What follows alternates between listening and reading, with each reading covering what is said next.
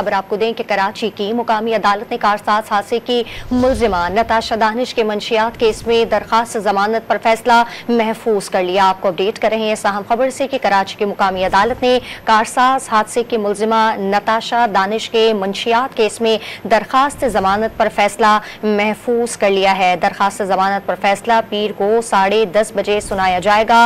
मंशियात case में मुल्जिमा की दरखास्त जमानत पर फैसला महफूज कर लिया गया। खबर आपको दें कि कराची की मुकामी अदालत ने कारसाज हादसे की मुल्जिमा नताशा दानिश के मंशियात केस में दरखास्त जमानत पर फैसला महफूज कर लिया। आपको अपडेट कर रहे हैं साहम खबर से कि कराची की मुकामी अदालत ने कारसाज हादसे की मुल्जिमा नताशा दानिश के मंशियात केस में दरखास्त जमानत पर फैसला महफूज कर लिया है। दरखास्त जमानत पर फैसला पीर को 10:30 बजे सुनाया जाएगा। मंशियात केस में मुल्जिमा की दरखास्त जमानत पर फैसला महफूज कर लिया गया।